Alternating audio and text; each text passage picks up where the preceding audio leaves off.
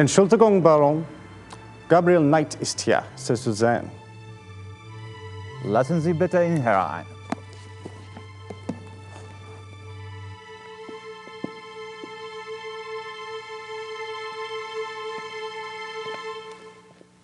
Gabriel, what a pleasure to see you so soon. Bringen Sie uns bitte ein zweites Glas Wein. Hope I'm not taking advantage of your kind invitation. Well, my invitations are meant to be kept. Come, warm yourself. I hope you like wine. I got hooked on the grape when I lived in France. It's fine, Baron. Call me Friedrich. All right. Good. I like to have things settled. You were going to tell me how you found the club and about your hunting in America. Oh, there must be more interesting subjects. No doubt. You are a man who runs deep, I suspect. On my off days. I find nothing more stimulating than a new companion. A fresh mind with treasures to reap. New thoughts like rare birds uncovered and examined, one by one. It is only when people know each other well that they run out of things to say. May we never be so cursed.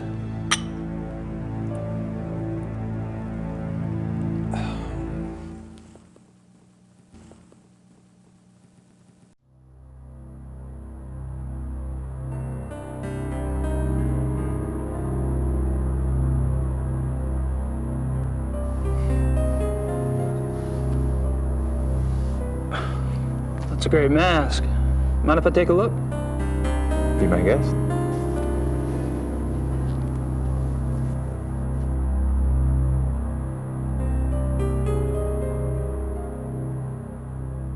Interesting. Is it African? No, Indian. I picked it up in Brazil. Huh.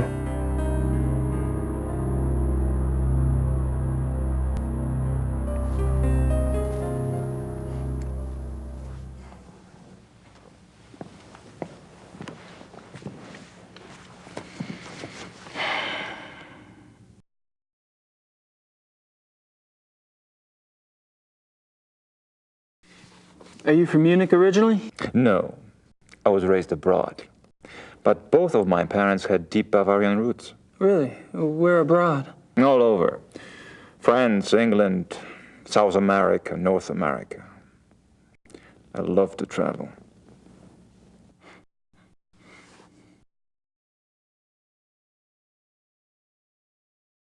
So tell me about your family. The Von Glovers? We are not nearly as old a line as the Ritters, I'm afraid. Do you have a wife? Children? Good God, no. You sound like someone else I know. I've been picking up on certain similarities between us. Do you have relatives? How fares the Ritter family tree? I'm the last. I too. I suppose all trees eventually stop bearing fruit.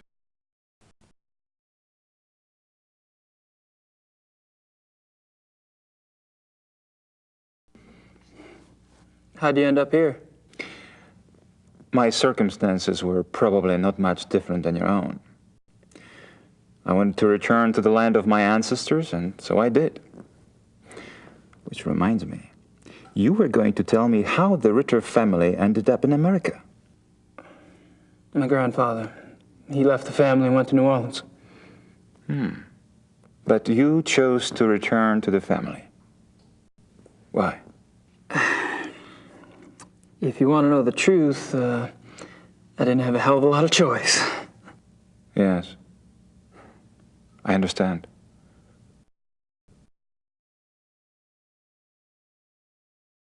Tell me about the club. I'd prefer it if you formed your own opinions. To be perfectly frank, I could use a fresh perspective.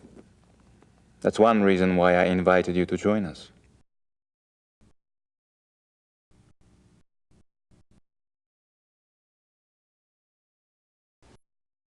How about telling me about the other club members? Ah, my select few. You find them valuable friends once you get to know them. Did most of them come to the club through you? For the most part. Though occasionally, fate throws one into my lap.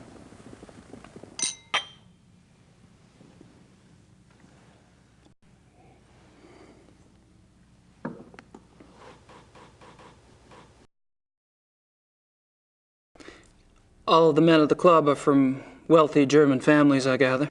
Yes, but it's not quite that simple. I am a believer in self-determination. Each man at the club must also be personally accomplished and gifted. Really? Absolutely. For example, von Eigner owns one of Germany's biggest meat butchering plants, and he runs an elite private brewery. It's true he inherited the business, but he's expanded it a great deal. A butchery. Huh. And the others? Price is recognized as one of the best trial lawyers in Germany. He seems pleasant enough in person, but you would be surprised how vicious he can be in the courtroom. And Henneman? Is with the government. He has a prominent position and is an acknowledged contender for higher office. Really? How high? There have been newspaper reports that predicted the highest. That would be convenient for his friends, wouldn't it? Mm-hmm. Such men are an asset to everyone who knows them. And Baron von Zell? Von Zell's family owned the majority of stock of one of Munich's oldest banks. And his own personal accomplishments? Gar is a quite promising young man. He was always top of his class, the best at anything he did. I keep picking up a past tense here. You haven't seen him at his best. He's going through a rough spot lately, I'm afraid.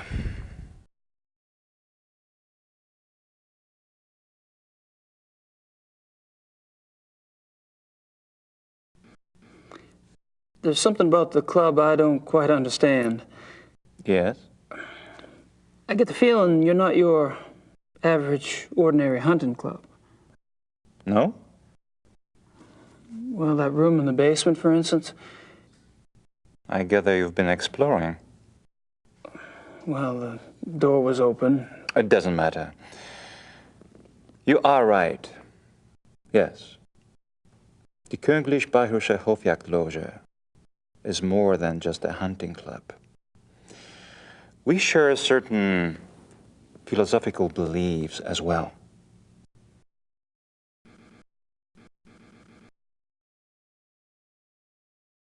I'm curious about these philosophical beliefs of yours. Can I talk you into enlighten me? Are you really interested? Yes. I'm glad.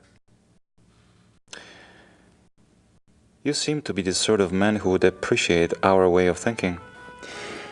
The men at the club and I, it is our desire to reconnect with our true physical nature. Go on. Think of it this way. What makes man different from any other species on this planet? Civilization, of course. Oh, it's not a bad thing, human society. But it has come at a terrible price. Through civilization, man has lost his physical self, his sensory power, his instinct, if you will. He became fat and lazy, a dulled, rusted blade. And those are my good days. Picture a beast in the woods. It is alert. It smells. It sees. It feels everything around it. It can tell where some other animal has passed days before, where food is to be found. It can sense danger. You put civilized man in the woods, and he's comparably deaf, dumb, and blind. I hear you, but Isn't some of that related to physical makeup? Our senses of smell and hearing aren't as sharp as those of wolves, for example. That's just it. Surely man once had those abilities. As generations of city dwellers failed to use their most acute senses, genetically they started to fall away, the way limbs wither when not exercised. I believe we can hold this degeneration. And not only hold it, but recover that which was lost. It's an interesting concept. Do you have any proof that such powers are recoverable? Proof? I felt things myself. Keener hearing, sharper smells, but documentable proof? That is harder. To what extent we can recover these primal abilities, and what some of those abilities might prove to be, that is what we still struggle to find out. You're very convincing, Friedrich. There's no doubt that the potential is fascinating.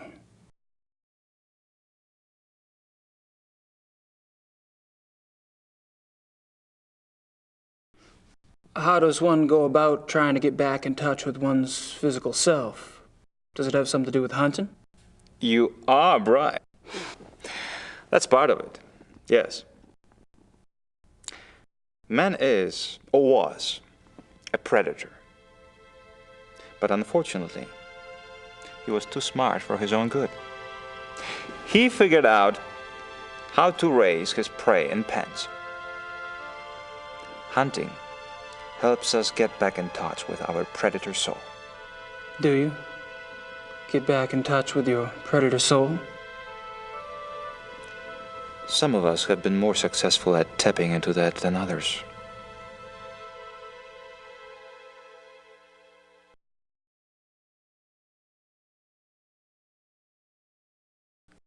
So how has this philosophy affected the men in the club? The men at the club are all excellent specimens who have used the philosophy to increase their success and power. So your woods becomes corporate headquarters, your prey the competition. Some of the technique can be applied, yes. When the senses are primed, one can pick up all sort of feedback that is normally lost in the haze.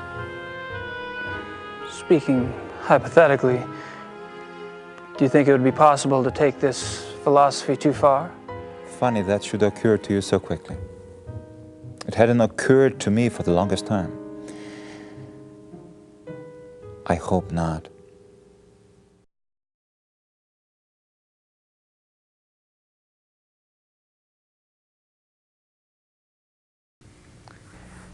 Have you ever heard of the black wolf?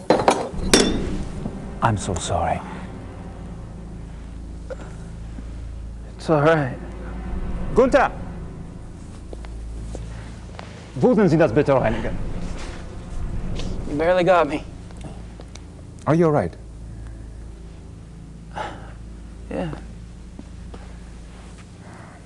Danke.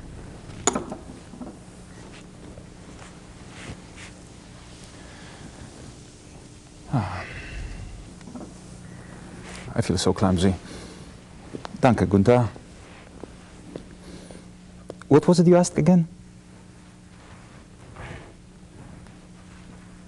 I asked if you'd ever heard of the black wolf.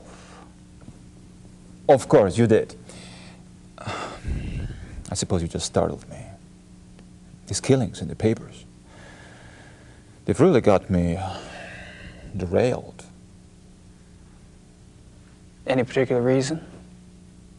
People getting slaughtered. Children in broad daylight. Nature can seem cruel, but it is orderly. It does not waste or torture, not like this. And with the club espousing what we do, our philosophy does not support this kind of thing. I'm sure that's true. I apologize. It's just, I'm concerned that we are not put in the best of light under these circumstances. To promote hunting when these atrocities in the papers. You must understand, the nature I promote is not a murderer.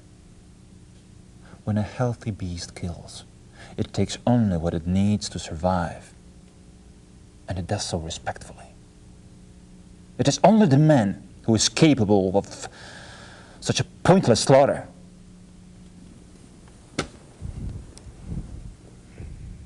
I'll be glad when this has passed. I'm sure the other men feel the same way.